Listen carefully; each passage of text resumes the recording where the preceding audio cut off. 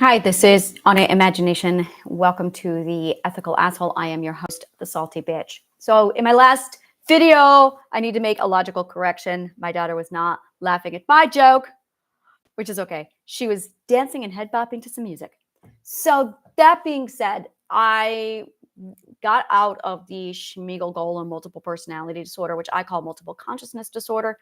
And when I was looking at that, I went, oh, I finally have this gorgeous example.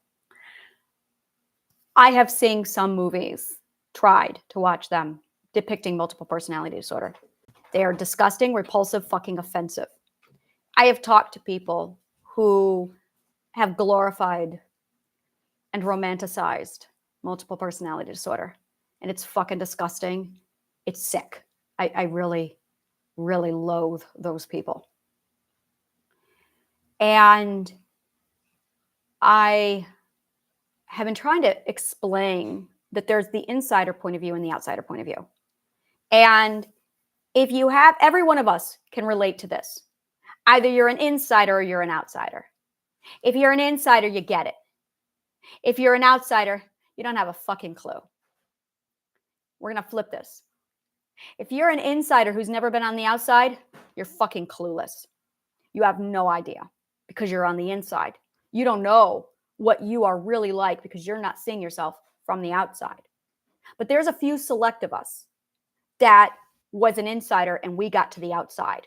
That's when you get perspective. It's math, triangulation. You have to have 2 points of relativity with the self in order to understand where you are. So when you have the inside point of view, you're closed-minded. You're living in a bubble and you have no clue. You have no clue you're in the bubble. It's like that moment in Men in Black. And then they pull you out at the end and you go, oh, that's the outside point of view. It's exactly that. So we're going to pull from Men in Black at the very end when you are the insider through the whole movie. And then at the end, they pull you out and now you're in the outsider. And suddenly the whole movie has an all different perspective. That's the difference. That is exactly what I'm talking here. Flipping it around. As an outsider, you have no fucking clue. A great example of this is everyone who has never done BDSM. Oh, but they think they know. And fuck you, 50 Shades of Grey. That movie is an outsider point of view from somebody who's never been inside of it. I have been inside of it my whole life. I have over 30 years inside point of view of BDSM, and that movie is fucking disgusting. Fucking disgusting. That is not at all what it is. That is narcissistic abuse. That is not BDSM. An outsider is fucking clueless. And when you have outsiders trying to talk about something they know nothing about, they're just fucking dicks. It makes an ass out of you.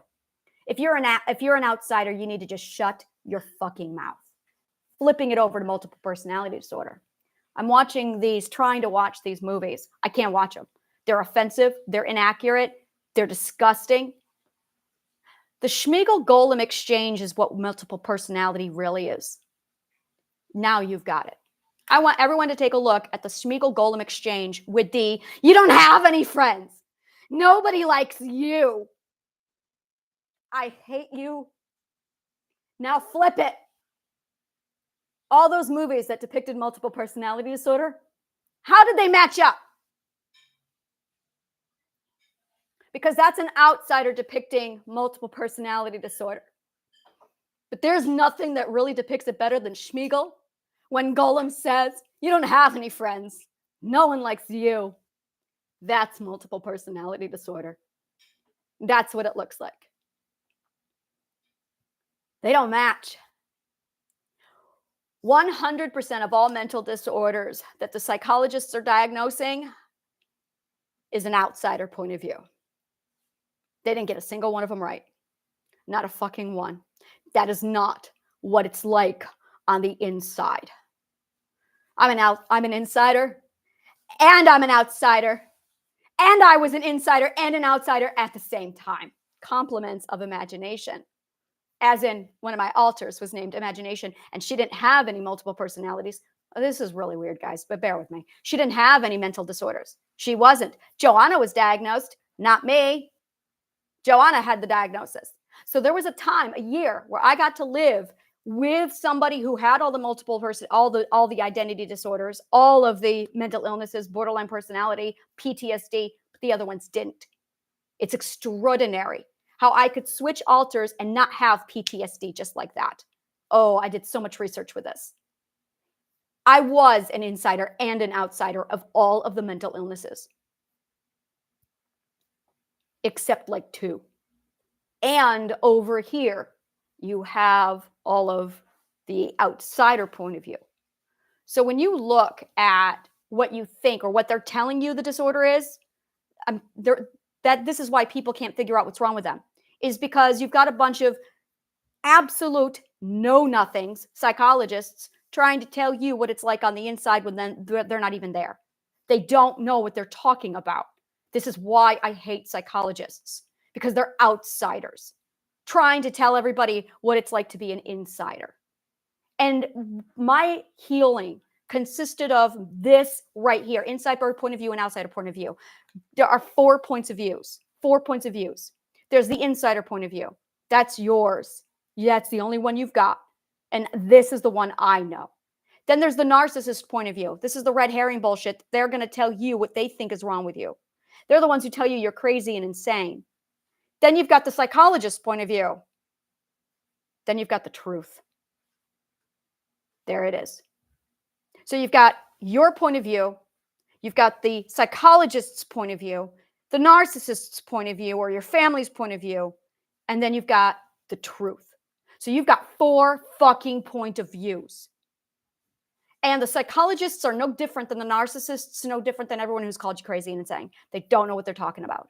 And as a result, they're telling you what they think your disorder looks like and is, and they're misdiagnosing you. They're throwing shit around. They don't have a fucking clue. They just don't know. And now they've got degrees and authority and the ability to lock you up. So they're all walking around locking people up and they don't fucking know. They're narcissists with power and legal right to lock you up and medicate you. That makes them worse than the narcissists. And then they think, Dunning-Kruger effect, that they've got this all figured out. No, they don't. They haven't studied logic. They haven't studied math. They haven't studied scientific method. They haven't studied physics. They haven't studied the subconscious mind. They don't even know what schizophrenia is or what causes it. Oh, but they're diagnosing it and medicating it. What the fuck? I call that fucking unethical. Which is why 50% of psychologists leave the field, is because they figured this out and went, wow, this is dirty shit and I need to get out of here. The ethical psychologists are the ones who left the profession. The ethical psychologists are the ones who published Mad About America. Or is it Mad in America? The unethical psychologists are the ones who stayed. So there's a really nice schism happening that allows you to sort out which psychologists you really should be away from, which is the ones who are still practicing. I'm an insider who got out and is also an outsider. I'm the one who got to see both sides. And I'm sitting here looking at it going, wow, this is fucking dirty. This is fucking dirty. And once I realized that we were dealing with 4 points of views and I was able to use my mathematics to break it down and do the grouping to figure out, okay, I got 4 points of views here. I've got my insider only point of view. God, that was fucking hell, because that is really not helpful because I was in a bubble. I've got the narcissists, my family, all of the assholes in my life and my husbands, all telling me what they think that I was. And every one of them called me crazy and insane. And then I've got the psychologists with their Kruger-Dunning effect and their complete ignorance of logic, math, and physics. And then I've got the truth.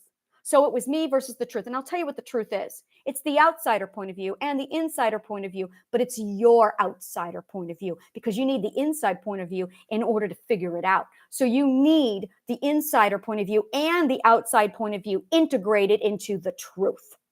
Now there's common denominators there. And when you figure out the common denominator, you're not going to have to. I've already done all the math for you, so I can get to you. The integrated and the outside point of view, once you integrate them, you get the common denominators of the both, and that's the truth. Now that's something that you can stabilize on. That's something you can grab a hold onto. Now, and this is where it got interesting. That told a completely different story than the rest of everybody else, especially the psychologists. The narcissists were more accurate about what was wrong with you than the psychologists. And I'm sitting here looking at it going, what the fuck? And then I sat down and I did it with my groupings. I wrote down all the characteristics of what everyone thought it was. And I'm like, oh, so I got 2 outsider point of views, an outsider point of view pretending to know what they're talking about, an outsider point of view, and you know they don't know what they're talking about, so they're actually more reliable and trustworthy than the psychologists because at least they're not delusional. So the psychologists are delusional narcissists. The narcissists are in your face narcissists. So at least you're actually on more equal ground, safer with a narcissist than the psychologist. And you've got your insider point of view. Now you take a look over at the inside-outside point of view once you've been able to switch. And I'm just going to say this. Look at Schmiegel and Golem. That's multiple personality disorder. Now look at all the movies that have been made about multiple personality disorder and compare them. Do they match? Because they don't. Schmiegel and Golem, that's multiple personality disorder. That other bullshit, that's not it. That's what an outsider likes to think it is. That might be what they see. Great, thank you, you fucking assholes. Nice to know what you think about me. Schmiegel and Golem is what it was really like. But it gives you a fantastic metric now that you can compare and see how far off the psychologists are. That's how far off they are. That's how little they know. Not one of them actually talked about Schmiegel and Golem and what that's like, because that's how little the psychologists know. Now we have a metric of how ignorant the psychologists are.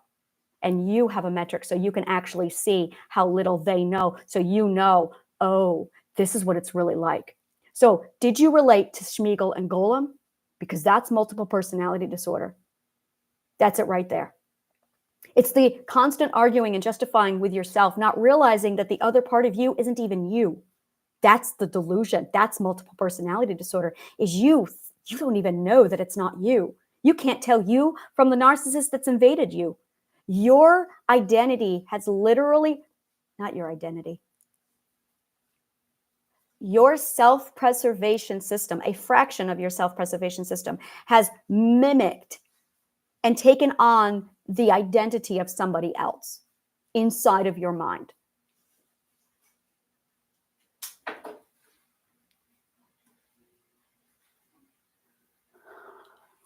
They were wrong about borderline personality disorder. They were wrong about bipolar. Oh, good God, were they wrong about bipolar? They're wrong about ADHD. They have no fucking clue when it comes to schizophrenia. You want to know what schizophrenia looks and feels like? Schizophrenia looks and feels like Lois Wang and his cats. The Electrical Life of Lois Wang. That's schizophrenia. But I'm a physicist and an ontologist. And it's not a mental disorder. Schizophrenia is not a mental disorder. Not even a little bit. Not even a little bit. It's physics. It's human evolution. It's human growth. It's human evolution. It's part of our evolution. It's a natural part of our human evolution. Schizophrenia is part of our actual natural evolution. And because psychologists are so ignorant, they have misdiagnosed and labeled natural human evolution as a diagnosis, and they're medicating it and locking people up, which is causing the mental illness. Delusion is when you are not able to discipline your projection facility inside your subconscious mind. It's our mental physics. And because psychologists know nothing about physics, there's a whole lot of mental physics happening that they know nothing about. So when they see physics, they go, oh my God, that's scary. You morons, it's physics. But because they're so uneducated, they don't know what they're doing. Oh, but they've got the degrees.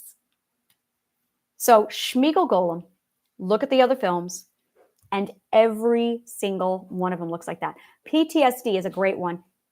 Here's Not Here, Walking Dead, season 6. Here's Not Here. That's PTSD. That shows you what PTSD really is. There's an episode with Morgan and the forensic psychologist.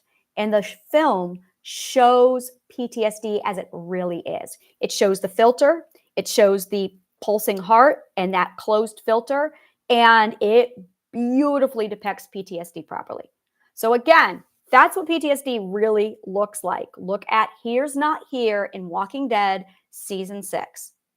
And then look at how it's depicted in all the war movies. They don't match up. A great example of that is Apocalypse Now. Apocalypse Now, there is a scene where the man has PTSD. And Kirk Douglas walks up to him and he's talking about them. And this man is like, there's firing. They're everywhere. And he looks out and you see all the bombs going off and it's his own bombs.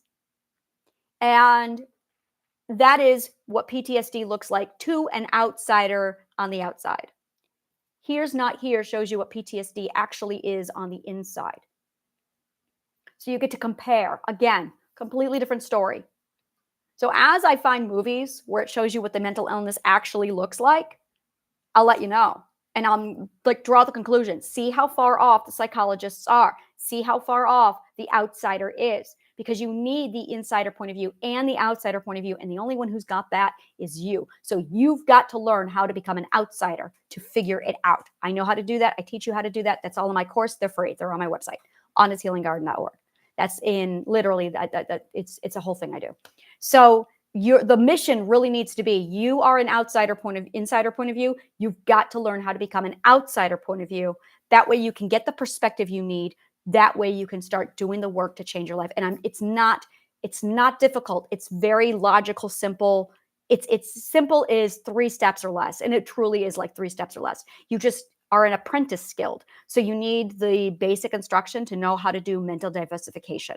Mental diversification is the mental disciplines. It's literally an entire field of mental discipline where you have control over your subconscious mind, where it goes, what it does, how to run it and operate it properly, naturally, with physics and with Mother Nature, the way it's supposed to run.